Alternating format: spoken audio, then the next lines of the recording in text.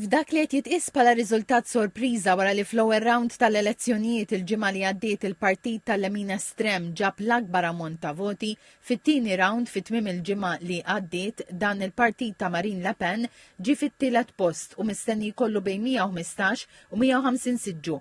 Il-koalizzjoni ta' partiti ta' Xelluk ġabet l-akbar ammont ta' siġġijiet fil-Parlament Franċiż u jidher li din il-koalizzjoni se jkollha madwar 200 siġġu mill-577 siġġu fil-Parlament Franċiż. Dan ir-riżultat jindika li l-koalizzjoni mhux se jkollha l-maġġoranza assoluta fil-Parlament minħabba li biex partit ikollu l-maġġoranza assoluta irid ikollu aktar minn 289 siġġu. Fl-elezzjoni tal-ħadd fit-tieni post ġie l-partit immexxi mill-President preżenti Emmanuel Macron li se jkollu bejn 150 u 175 siġġu. F'aktar żvilupp il-Prim Ministru Gabriel Attal irriżenja iżda l-President Macron talbu jibqa' f'din il-kariga sabiex tkun assigurata l-istabilità wara l-elezzjoni.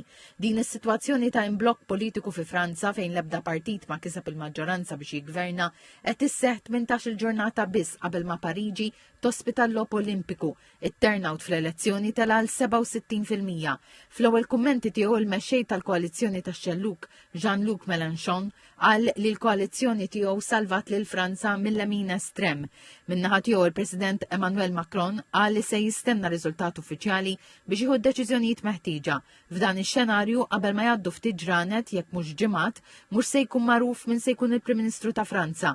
Madankollu kull partit u grupp politiku qed jagħmel rendikont tas-sitwazzjoni u janalizza x'inhuma l-passi li jmiss. Ħafna mill-partiti u l-gruppi politiċi iltaqgħu it-tnejn stess fejn tidħol il-koalizzjoni tax-Xelluk għalkemm Mélenchon u l-iktar mexxej prominenti f'dan il-koalizzjoni hemm politiċi li jqisu lil Mélenchon bħala figura diviżiva u diversi politiċi tax-Xelluk u raw li mhux se jappoġġjaw ismu fl-eventwalità li jissemma biex ikun Prim Ministru.